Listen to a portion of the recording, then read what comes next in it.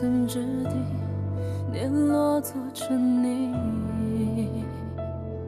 冷眼照风云，楚河我自知己，叹命运。只见众生如云，黄沙淘尽。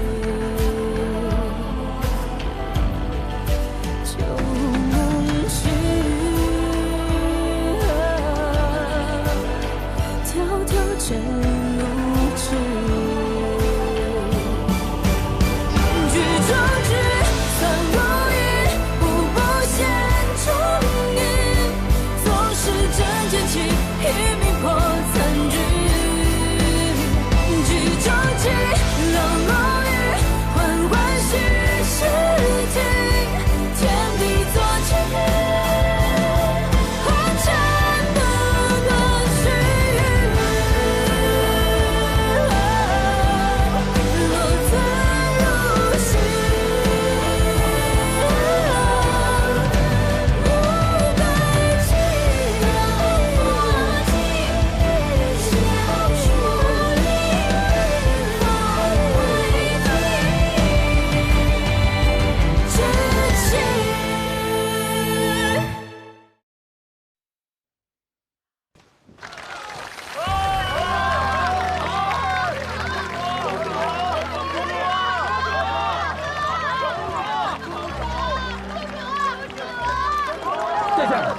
将士们备了薄酒，赏你好歹是喝一杯清酒，以后再走吧。将军的好意我心领了，但我们要赶往云中郡，耽搁不得。队长，哎，丫头着急回家，你拦着做什么？让开，让开，让开！诸位的好意，我都心领了。殿下，在去路上吃。乡亲们，大军开拔，切莫挡住道路，耽误行程。好意心领了。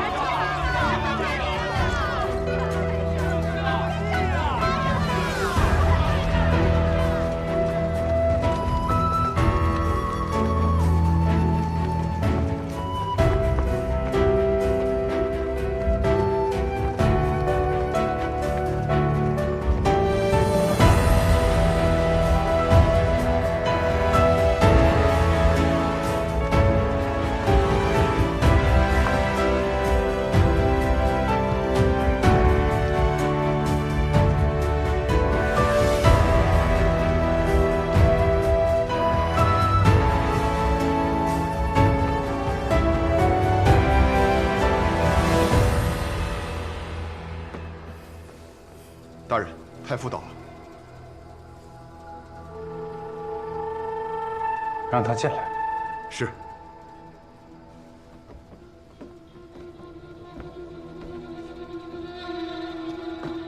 谢大人深夜仍在操劳，实乃朝廷栋梁啊！太傅深夜到访，不会只为了夸我几句吧？本官是来贺喜的。谢大人。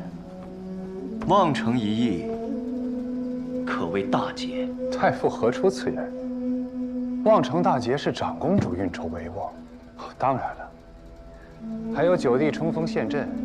不过本官也不敢居功。谢燕来一路护送长公主，祝长公主取得望城大捷。那这云中郡的边军呢，便是有望接手了。谢大人。 好算计！太傅糊涂了，九弟的禁军统领是陛下亲封的，怎可随意离开皇城？再者说了，边军哪有那么容易接管？对别人或许不易，但是对谢大人来说，不是易如反掌吗？毕竟你那九弟能调动苍木寨山匪为他助战。 哎呀，就是不知道他清楚不清楚，自己与那群苍木寨的山匪，在这魏家村的渊源。太傅，有些话说出口，可就收不回了。哎，谢大人，何必紧张呀？本官只是好奇，这魏家村的这场大火，究竟是谁的手笔？一个疼爱弟弟的兄长，又为何会对真相避而不见呢？太傅若是有证据，大可以去陛下那儿上奏，深夜前来试探于我。我送太傅一句话吧：借谢燕来这把刀，可砍不断谢家这棵树。谢氏百年基业不倒，自有倒不了的道理。本官只是就事论事。至于这百年根基，若是方法得当，大树也能连根拔起。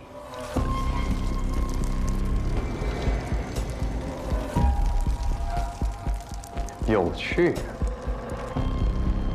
太傅，不如你与我打个赌怎么样？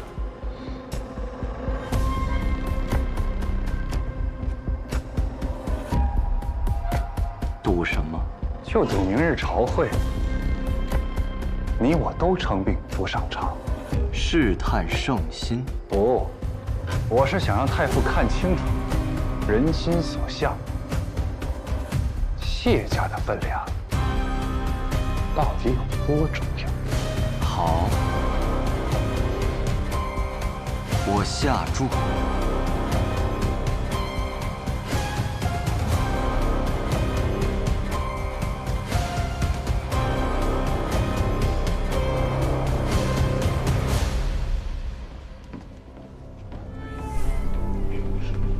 世子，说某人到了。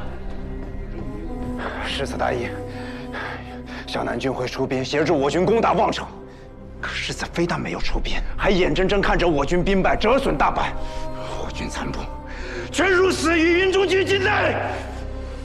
不知世子作何解释啊？战场瞬息万变，我冒险借道给贵部，已是竭尽所能，又岂能微不先知？况且，贵军残部若是死在我萧南郡内，朝廷还会对我怀疑苛责，于我来说没有半分好处。若是因此怀疑我与朔漠合作的诚意，着实让人心寒呐。世子一句不知，就让我朔漠将士白白送死吗？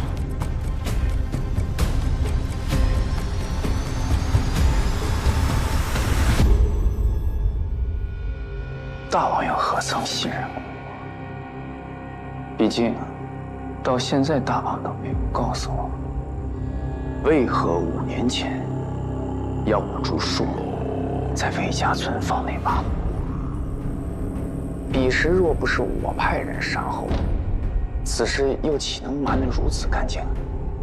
如今倒来疑我。回去告与朔漠王，谋成在于相服。若他执意要我对此事有个交代，那便一拍两散。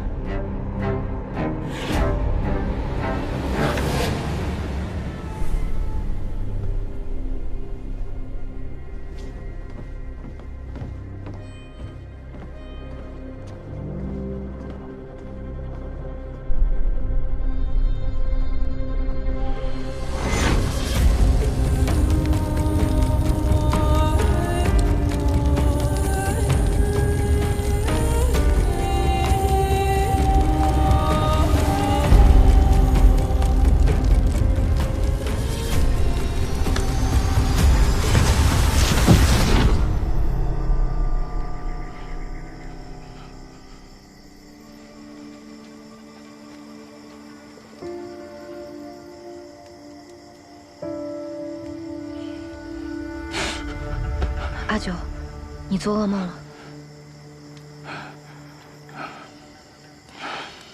你方才看起来很痛苦。无妨，做梦而已。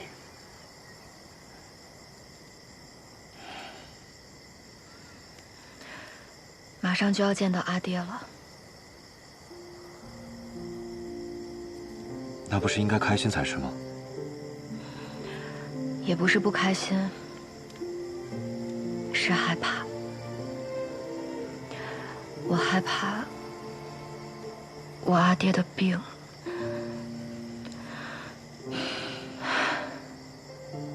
是人皆会生病的，别担心，说不定等我们到了以后，老头的病都已经好了呢。希望真如你所说的。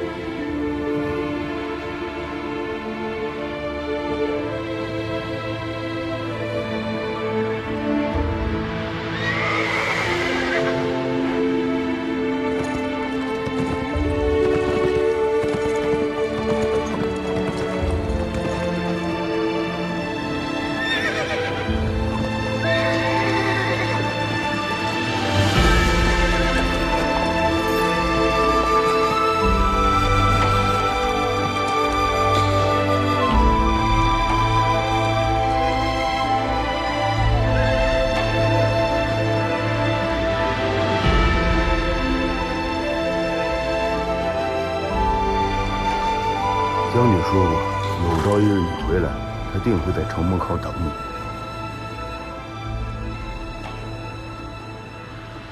是，你是从无败绩的大楚战士，是万人敬仰的魏将军。可你何曾问过一句我想不想要做将军的女儿？从小到大，别的女娘有双亲照护，而我呢，无人看顾的泥猴。我可曾向阿爹你哭诉抱怨过一句？我不敢向你索求哪怕一点点的关心，因为你太忙了。你忙着忽悠你的边关百姓，忙着树立你的赫赫威名，你忙到根本无暇关心一句你的女儿究竟想要什么。爹，我与阿玄是两情相悦，与出身又有何干系？女儿不能嫁世家大族，那阿爹为何要不远千里求娶我娘那样的楚度贵女，让她陪着你在大漠虚度一生？你娘的事儿，轮不到你王家平了。那我的事儿你也少管。对不起，是我对不起你，阿爹，对不起。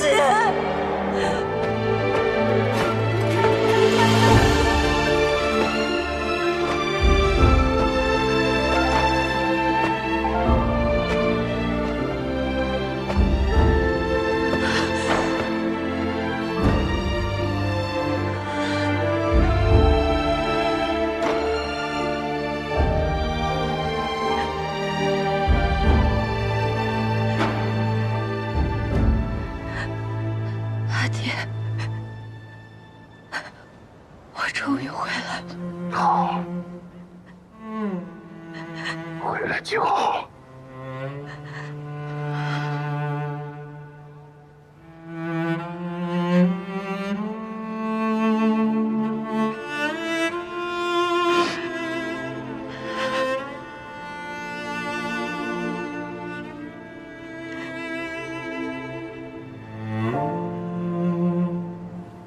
是什么时候的事情？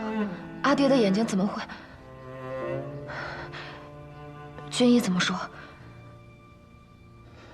军医不行，我们便找御医，一定可以治好。哎呀，不折腾了。其实有没有这双眼睛，阿爹都能看清楚你的样子，全在这儿呢。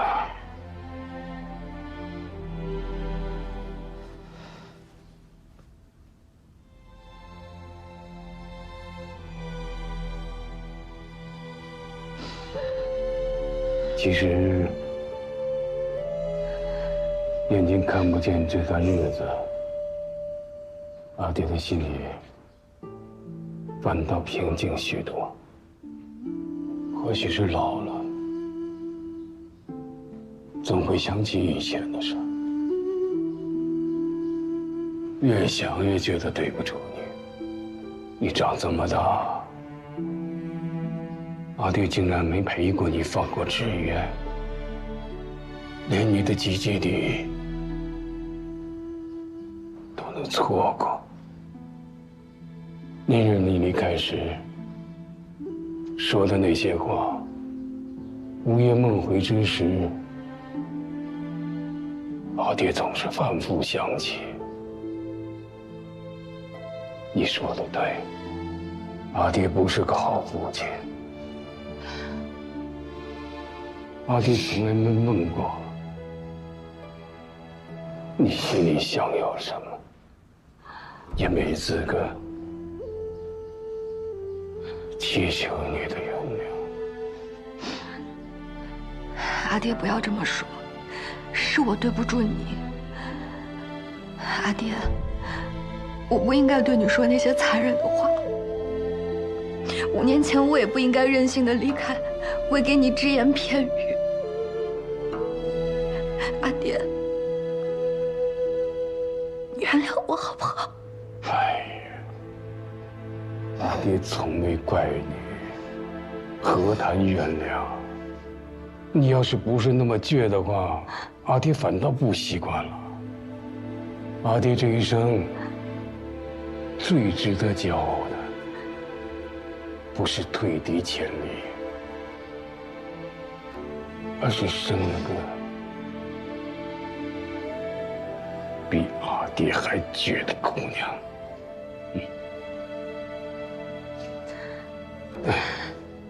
望城大捷之日，阿爹心中欢喜，让长人代笔写了一首贺诗。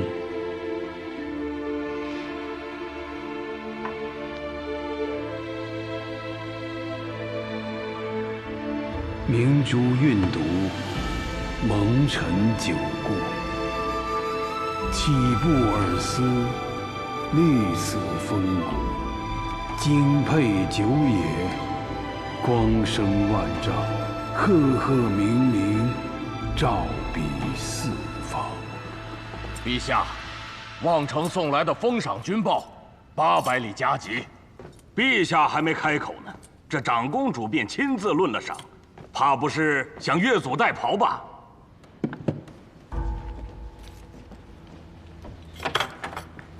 谢大人告病，太傅已休沐，这军报该递往何处？自然是送到太傅府上。太傅乃先帝钦点辅政，军国大事岂能绕过？边关军情如火，太傅懂什么排兵布阵？谢大人告病之前早就说过，军报直送谢府。太傅也早有明令，边务须经太傅府复核。高阳谢氏100年门阀，有些事情记不清了。这谢氏出现几位宰辅啊？本朝开国以来，6位。那就送去谢府。这也不像话了。无事了吧？无事，退朝。臣等送陛下。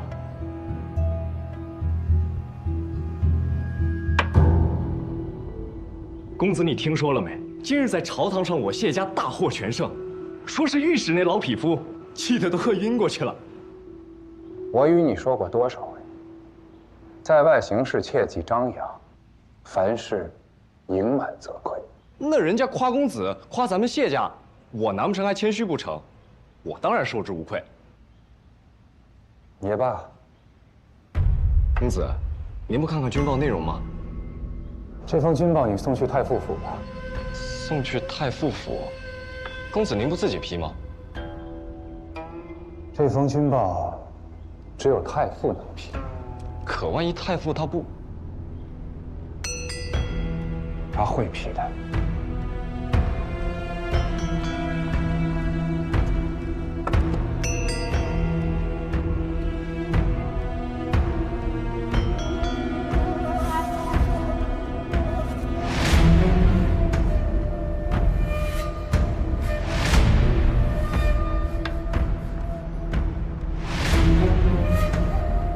太傅，你输了。何必动怒？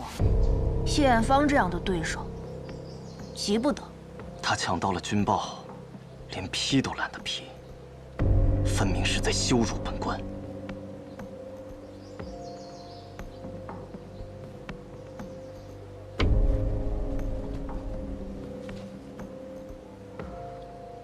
这个人，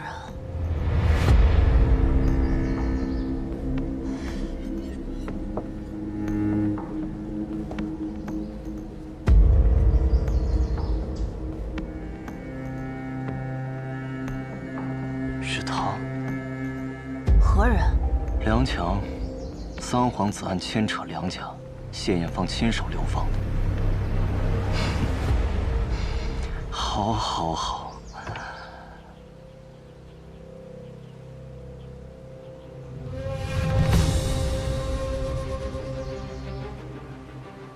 你这就批了？他既然是谢艳芳的敌人，那我偏要扶你一把。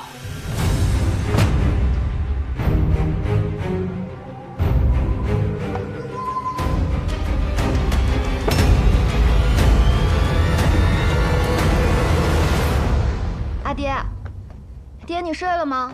我回来了。知道了，还没睡，等着你呢。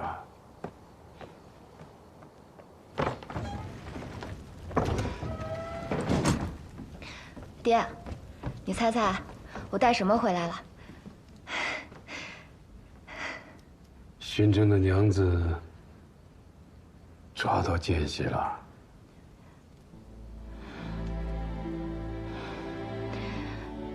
我带回来一只兔子。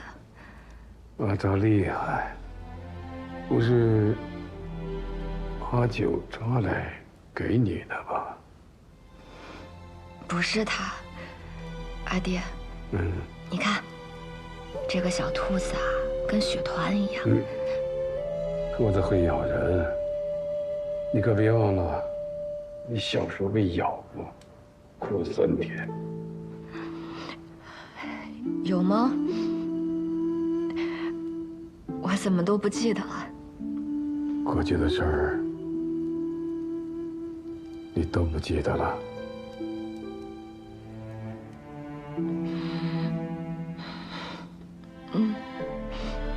你小时候啊，可不一般。刚出世的时候，满屋红光。一个算命先生路过，顿时大吃一惊，指着说：“天降祥瑞。”是吗？阿爹莫不是又去街上偷听茶馆讲书了？那后面还说了什么呀？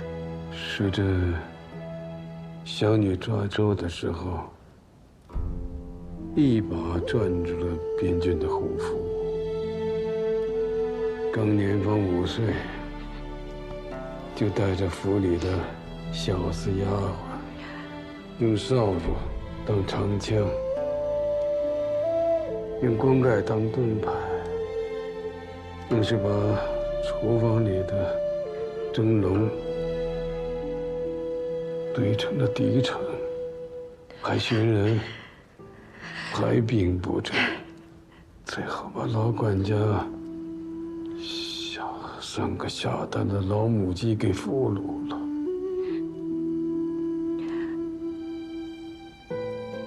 我可不记得我有这般威风。你可是威风了，老管家可哭了2宿啊。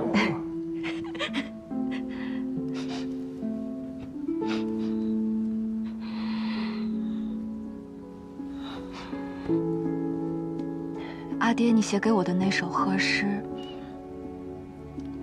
我很喜欢，我再读给你听听吧。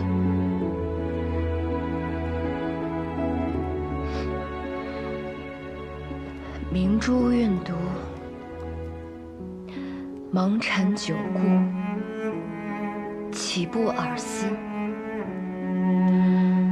历此风骨，今佩久也，光生万丈，赫赫明明，照彼四方。爹，爹，爹，爹，爹，决意，决意。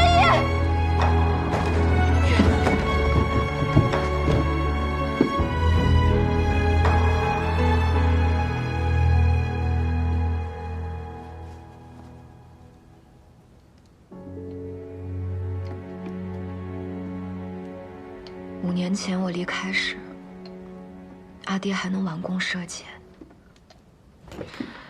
他究竟是何时病的？不敢欺瞒娘子，将军近2年的身子骨，一日不如一日。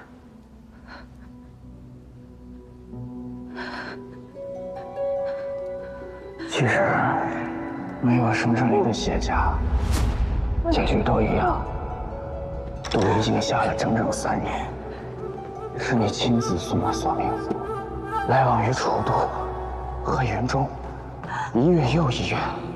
楚灵是一定要死的，不但死在姑的刀下，也死在女儿的小心里。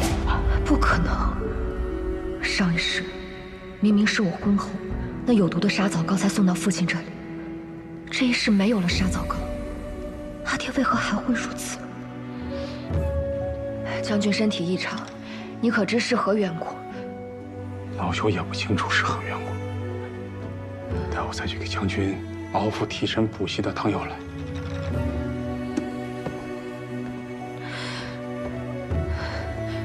你在我阿爹身边5年，可知他近来为何身体衰败如此之快？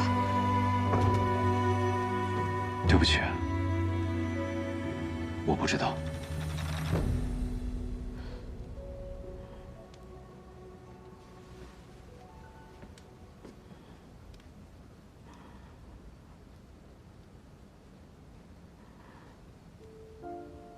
重来一世，也没有什么不同。对你而言，有所不同。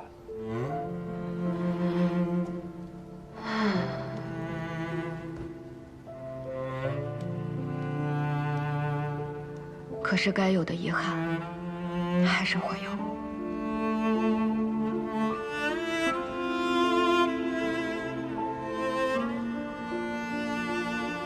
草木枯荣皆有定数，更何况是人。将军一生护佑边郡，得万人敬仰。如今就算离开，也有爱女相送，兄弟陪伴。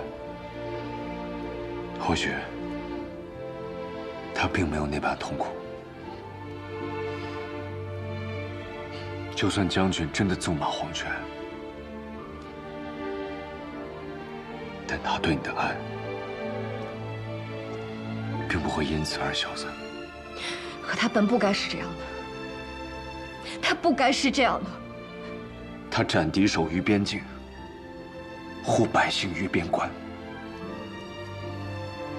他做了一个将军所有该做的事，20万将士的性命。万千大楚百姓的安宁，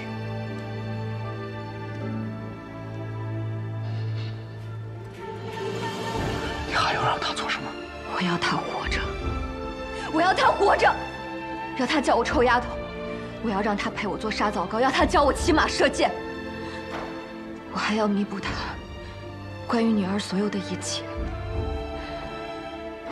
我要的是会骂我但会等我回家的阿爹。而不是这冰冷牌位上的一句“魏将军英灵”。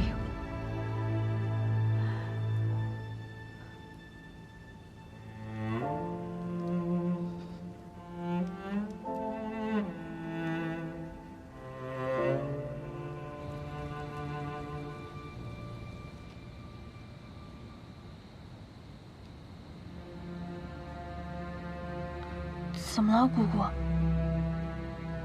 初恋，初恋快不行了。姑姑，您要去见他吗？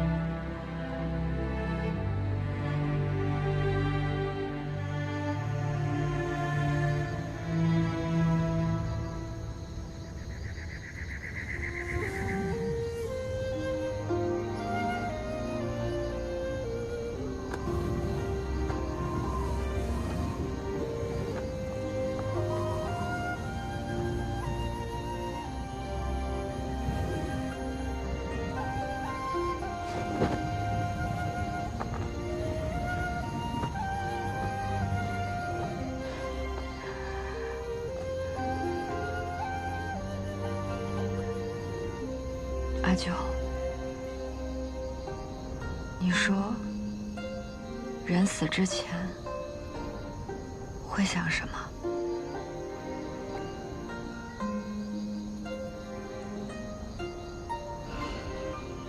未说完的话，未赴的约，或者未了结的心愿。我阿爹的心愿会是什么呢？如果你真的想知道，那就等他醒来，你亲自问他。不要再这样的折磨自己了。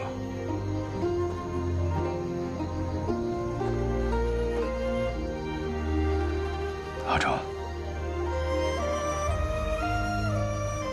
你现在这样一副做错事的样子，你阿爹他不会喜欢的。我只是想知道为什么，到底出了什么问题，才让我又走到了这个结局？我明明做了那么多努力，我明明什么都尝试过了，为什么我阿爹还是要离开我？阿哲，你冷静一点。我还能做什么呢？你告诉我，我还能做什么才能救我阿爹？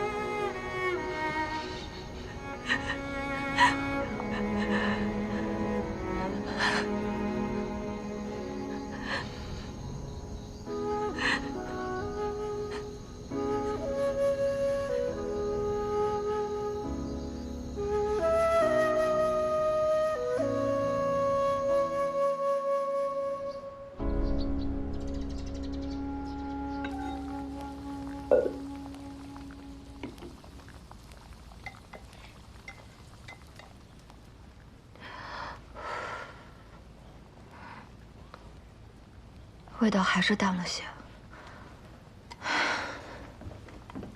你阿爹吃不得猪鱼粉，他现在的身子受不住。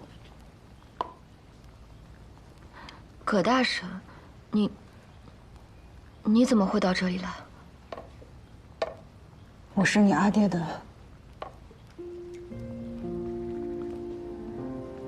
故人，来送他最后一程。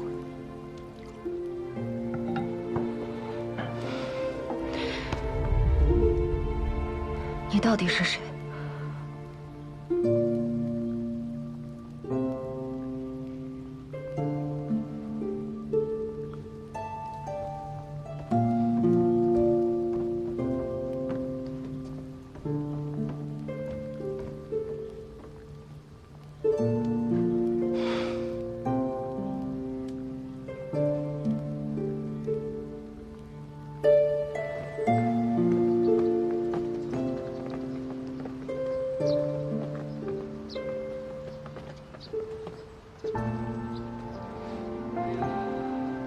故人？什么样的故人，会连阿爹忌口什么都记得？他的身手不似寻常山匪。望城之战时，他使双刀的手法不一般。仓木寨匪首木棉红，善使双弯刀。天书初年被我阿爹率兵清剿，跳崖自尽。难道他就是木棉红？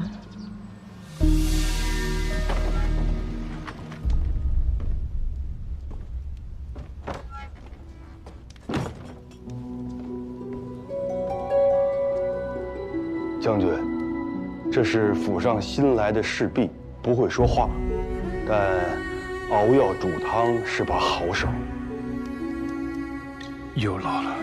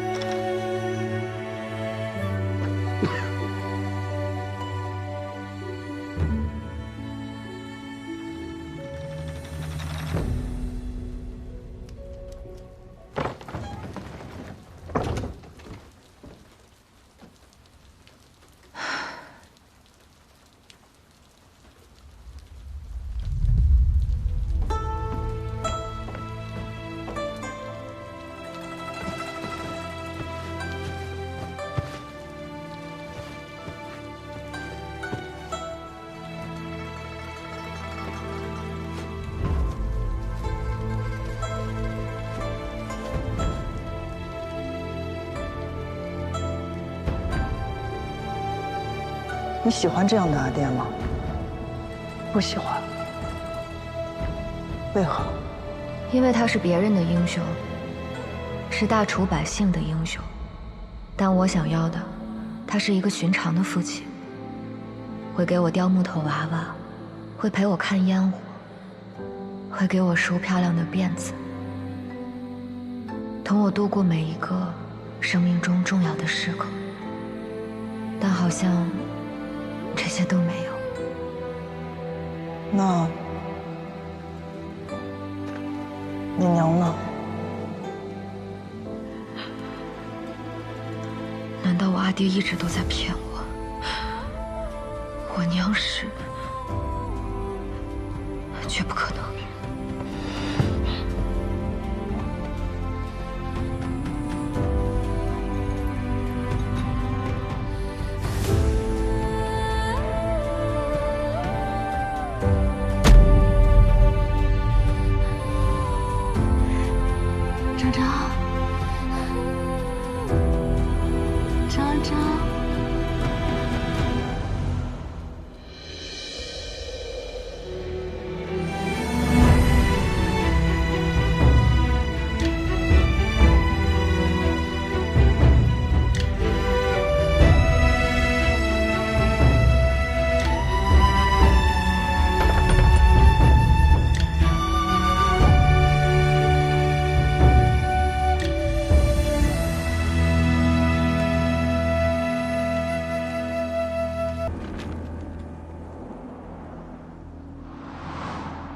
我与先帝萧景年少相识，曾以为我们会是彼此一生的挚友。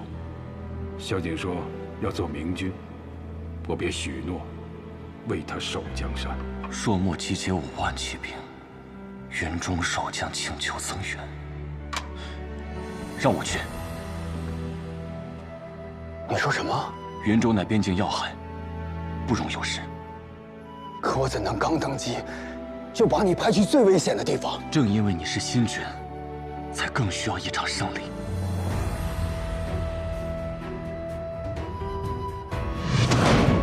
卓楚灵任魏将军，统领滇军，即日赴任云中郡。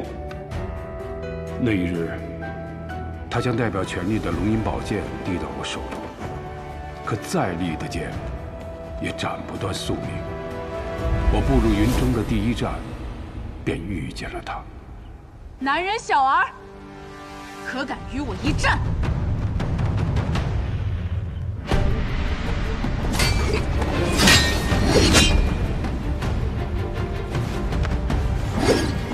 朔漠女将军阿兰若英。后来在荒丘，我又见到她为战死的亲军落泪，我才知道，朔漠女罗刹心中不止杀伐。楚将军深夜独行，未带亲卫，就不怕我取你首级祭旗？我今夜前来，不是跟你争吵的，我是想和你聊聊。你我有什么可聊的？止歌。止歌。我独自去见他，送他母亲给我的玉佩，上刻“止歌”二字。他迟疑后，终究接下，并回赠我一只朔漠的骨哨。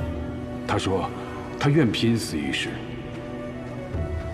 然他迟疑劝和换来的，却是朔漠王要斩他于两军阵前。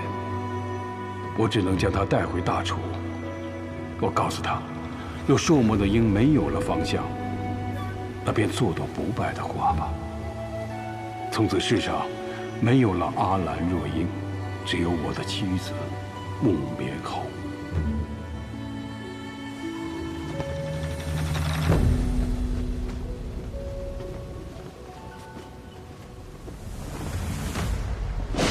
直到楚都的圣旨传来，我的君王要我亲手了断自己的誓言。他说，去母留子是为我的前程，也是为了楚氏全族。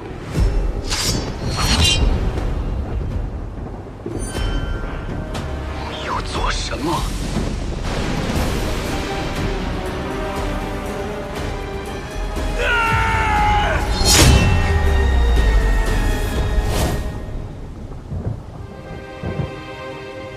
自请一世入守云中军，非奉诏，永不踏入皇城半步。那一刻，我才懂，最锋利的剑，斩不断帝王心术。我终究无能，只能用一场剿匪，将他深深藏进藏木寨。传捷报，贼首木棉红跳崖自尽，当场伏诛，以告皇恩。你出生那日，他精神唤你楚州。他说：“愿你长大之后，这世间再无战火，每天都能平安地看到太阳升起，朝如初阳。”你呀，你便叫楚昭吧。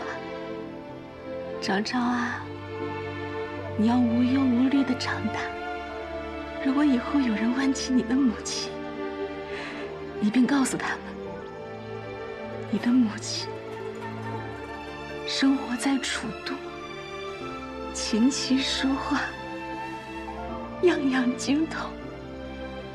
她虽然不能陪着你长大，但是他比谁都爱你。老张，这就是你要的党啊！阿爹在说什么胡话？这又是哪里听来的话本子呀？一点都不精彩。阿爹以后不要再讲了。阿爹没有骗你。我娘是楚都贵女，是大家闺秀，不是什么朔漠女将。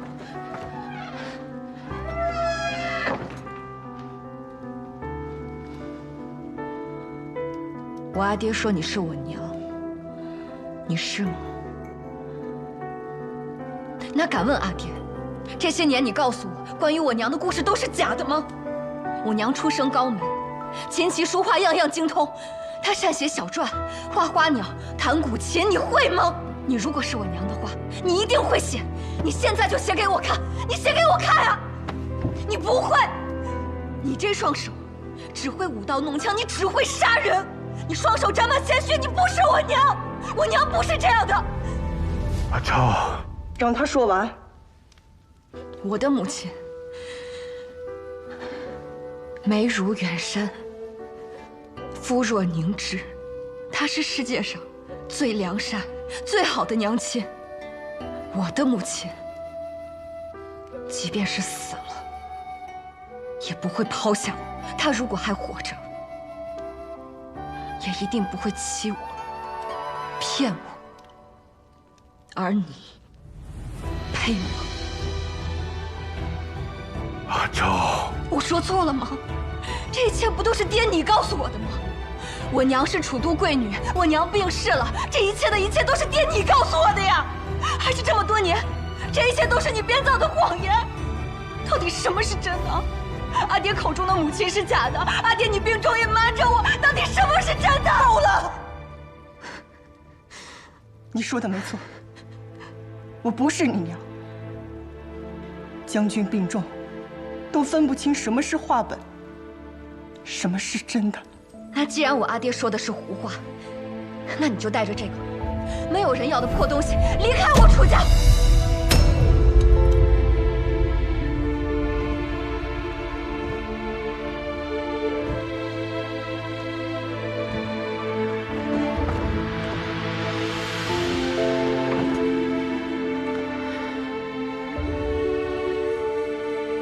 你这是何苦啊？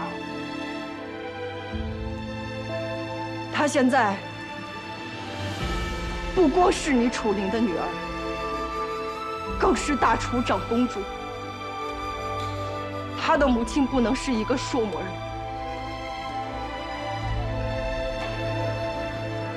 也不应该是我。阿兰，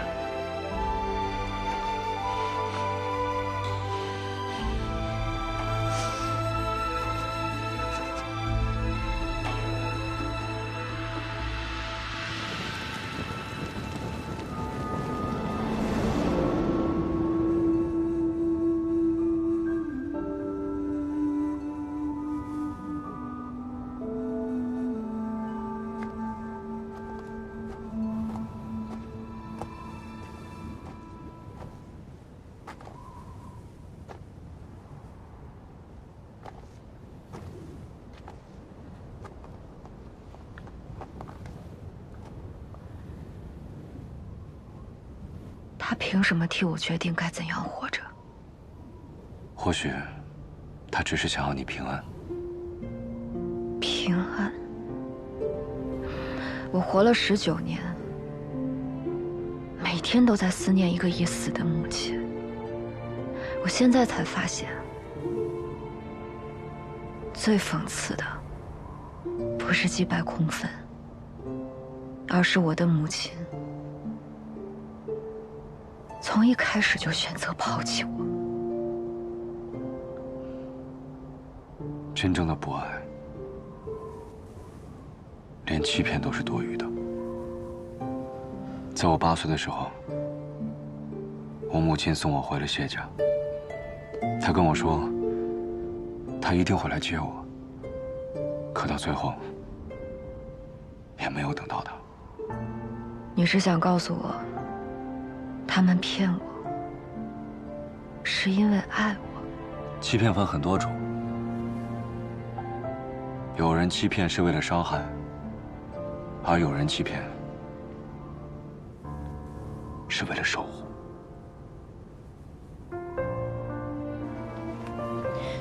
可我需要的是真相，我不需要以欺骗为名的守护，我也不想永远做一个被保护的弱者。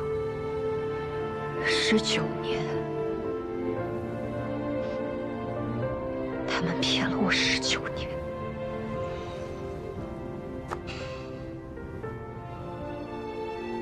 但你知道了真相，你打算怎么做？继续在这里质问到底为什么，还是回去看看不知道还剩多少时间的阿爹？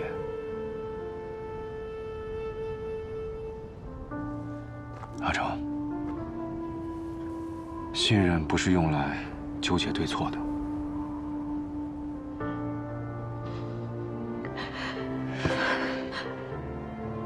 将军已经没有时间了，你还要浪费时间在互相责怪上吗？没有可是，你已经错过了19年，在这最后时刻，你还想要留下遗憾吗？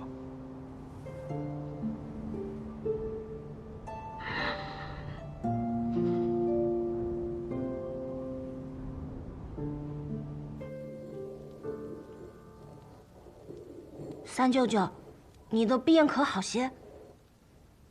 阿姨这么惦念舅舅，舅舅很是开心。病很快就会好的。陛下，邓毅批了边郡的折子，已命人快马加鞭送往云中郡。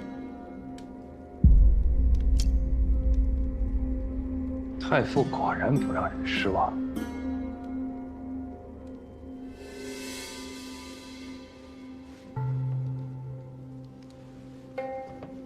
阿爷，你知道以子之矛攻子之盾？不知道没关系，舅舅教你。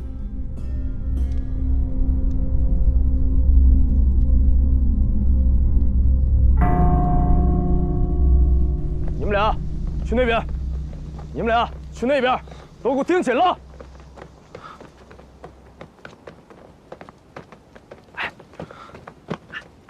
听说朝廷的奖赏批下来了，你不是便要前去边郡赴任了？明日便启程。太好了，你们梁氏一族能否再兴，就看你往后的建树了。这次能成，也是靠机会。机会？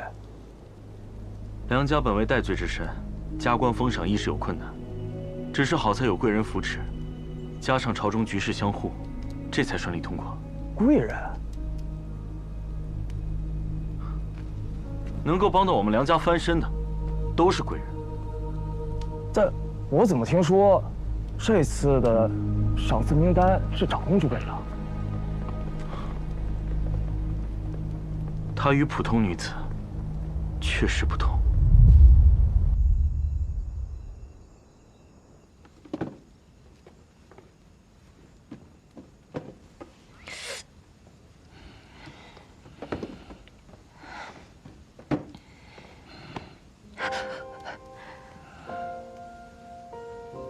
涂点糖霜糕吧。阿爹喜欢吃我做的沙枣糕，我要赶紧做出来。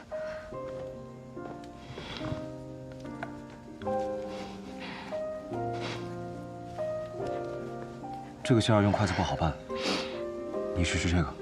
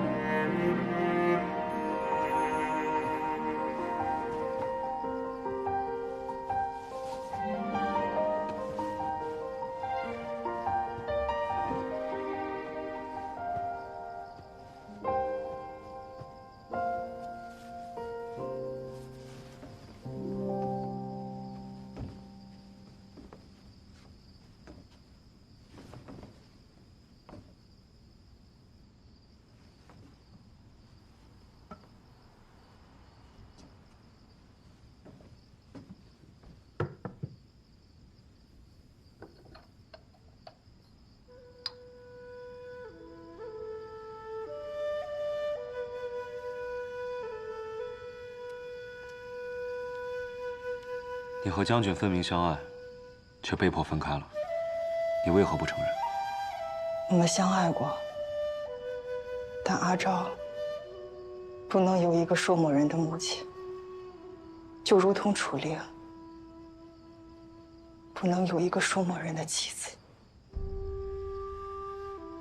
你若真为他们父女着想，就别再追问这些。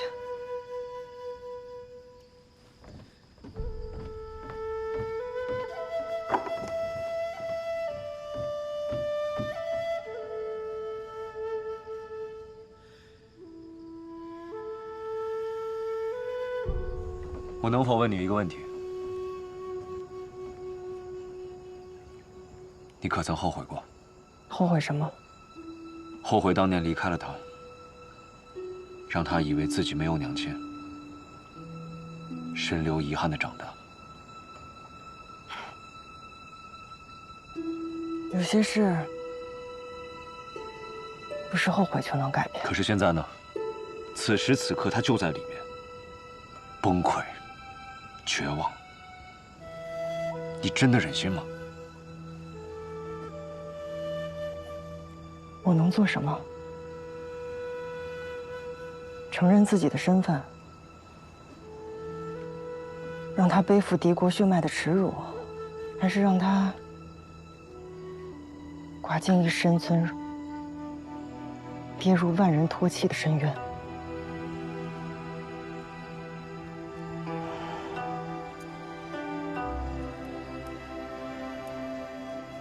这簪子本该在他及笄那年给的，我看得出来，戴得很好，替我给他吧。别说是我给的，就说是你送的。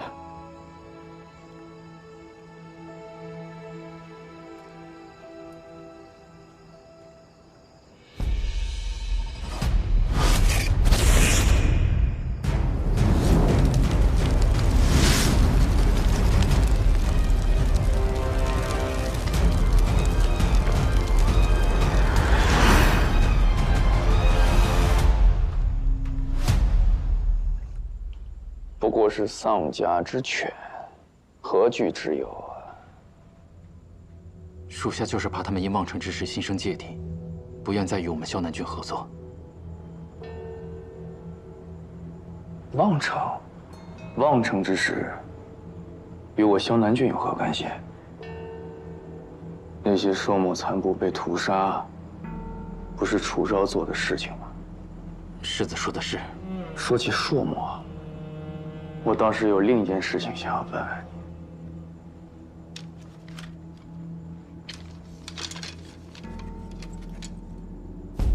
我不是跟你说过吗？马厩登记的货物，不得再出现萧南郡的徽记。属下该死，这批货本该走北方官道的，想着暗机藏得甚些，方便辨认。 5年前魏家村那把火，还是没让你学到教训。怎么敢又将运输记号做在货物上呢？属下这就去重新处理。魏家村那个叫做阿响的孩子找到了吗？回禀世子，还没找到。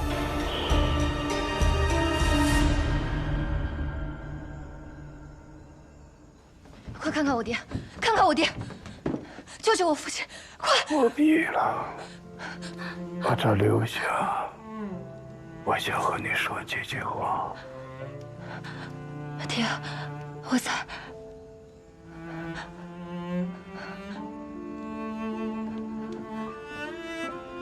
阿昭，别恨你呀，娘。出身朔漠。 不是他的错，他想保护你，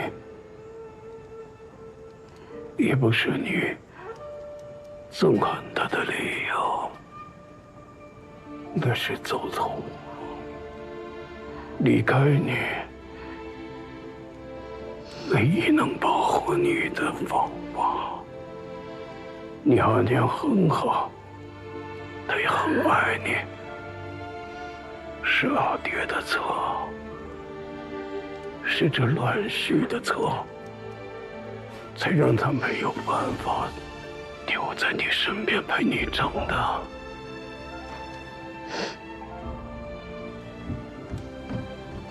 阿兰，来我身边好吗？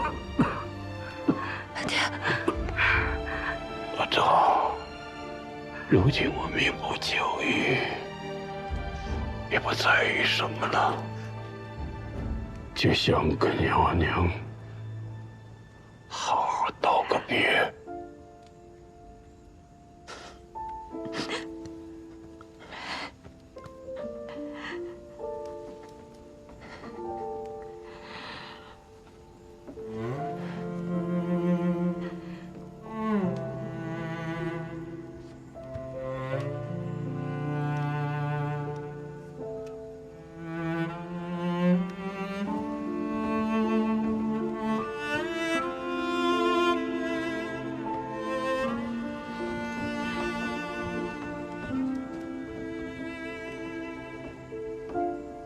当年我俩生离之时，我俩说过，从此不复相见。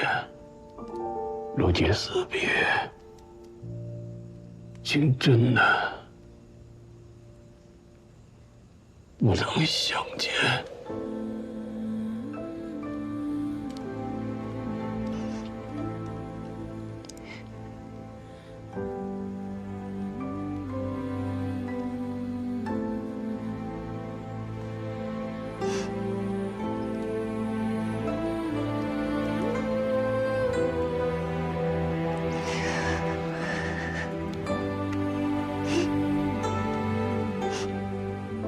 人都说我是大楚战神，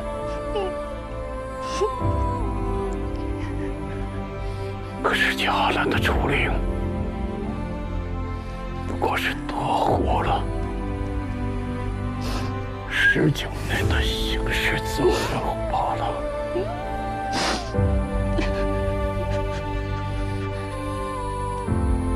阿兰，我在。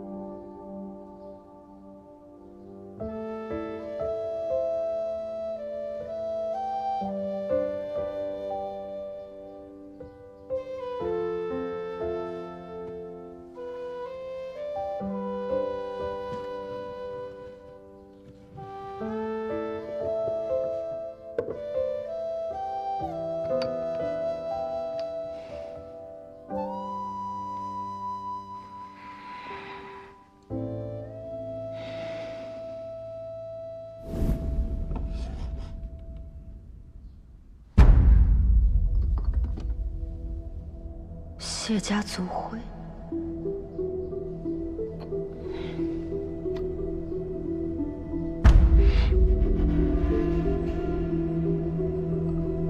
来人，在，把这个送到军医处查验。是。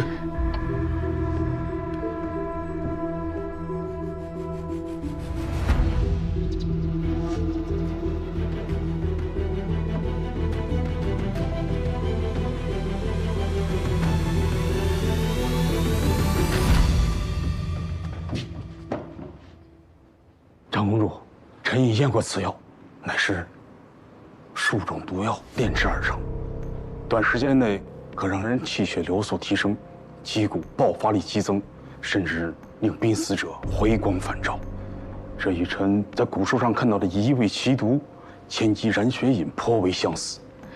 我爹何时服用此药？臣记得天书16年重阳，将军身中毒箭，生死垂亡之际，曾服用过一颗非军中所有之药。当时不曾验药。当时情况紧急，来不及验药，加上将军服用后身体并无异常，因此之后未加深究，只是简单的记录在案。难怪将军身体状况如此异常，原因此乃非救命之药，乃是买命之资。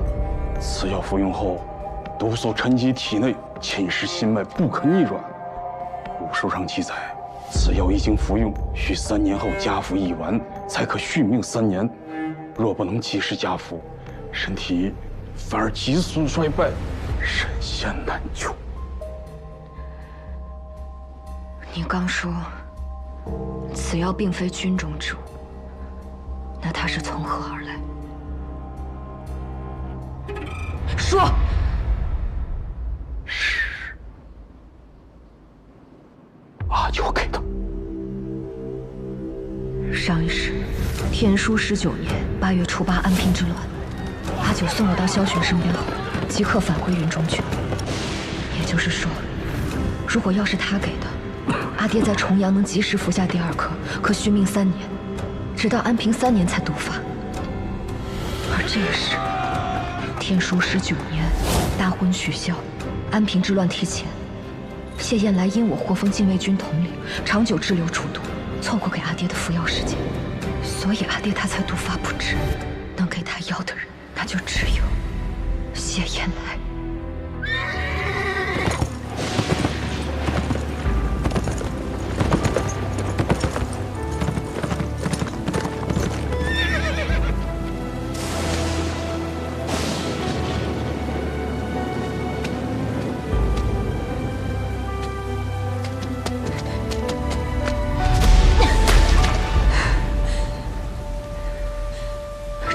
给我爹的。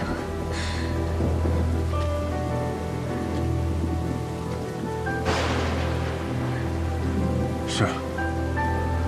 军医说，这是虎狼之药，先救人性命，再让人丧命。你说什么？我说，你给我爹饮鸩止渴，到底是何居心？九弟，这个唯有咱们谢氏嫡系才能见的秘药，有回阳救逆之功效。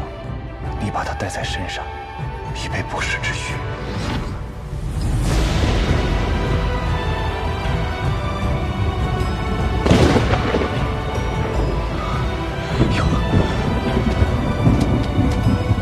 你骗我！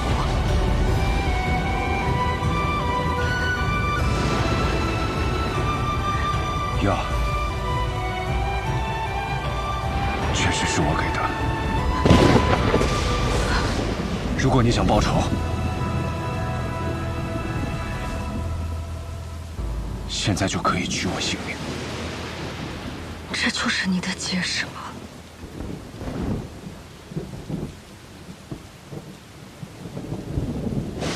谢燕来，你当真以为我不敢杀你吗？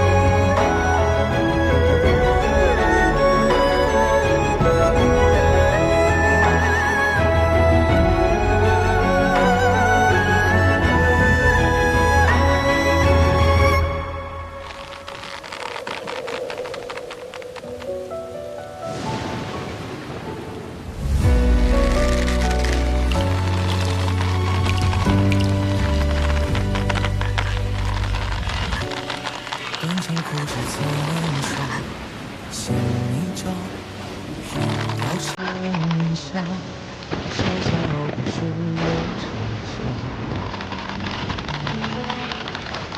星火在风起煎熬，烈焰中飘香，八分一笑，数不消。命运困我于囚牢，也不想向原低头。求饶，总是有光渺渺，我自桀骜，浮游于路沧海，不问今朝，不问结局，我一心我道。无需路遥，留一生于浮草，也要燃烧。指尖冲破天光一道，让这满身伤痕成为我心的骄傲。现在，你我两不相欠。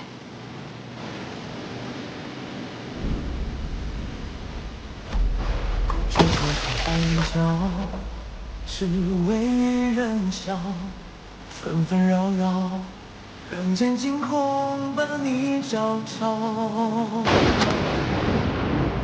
星火在风息煎熬，烈焰中咆哮，八海也烧，数破晓。命运困我于囚牢，也不想向原低头。求饶，总是有光渺渺，我自桀骜，浮游于路沧海，不问今朝，不问结局，我一心我道。无需路遥，留一生于浮草，也要燃烧。指尖冲破天光一道，让这满身伤痕成为我心的骄傲。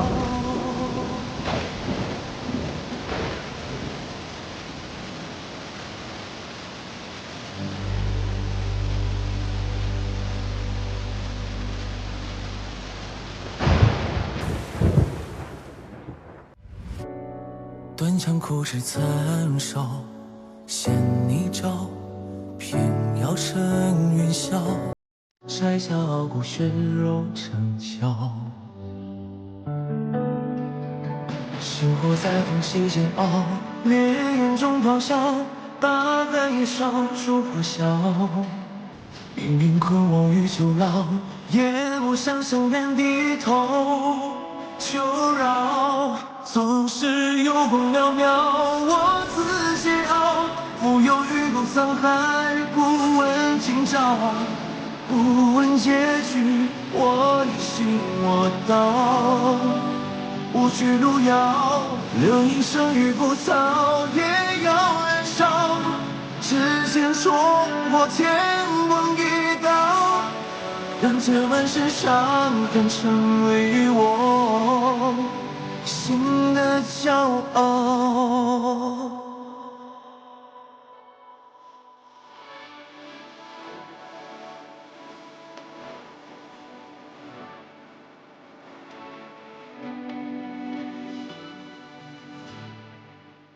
宫阙九重暗角，只为人笑，纷纷扰扰，人间惊鸿把你照照。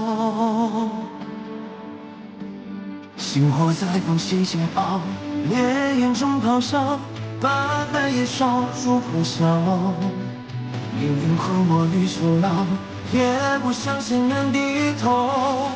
求饶，总是有光渺渺，我自桀骜，浮游于路沧海，不问今朝，不问结局，我一心我道。无需路遥，留一生于浮草，也要燃烧。指尖冲破天光一道，让这满身伤痕成为我心的骄傲。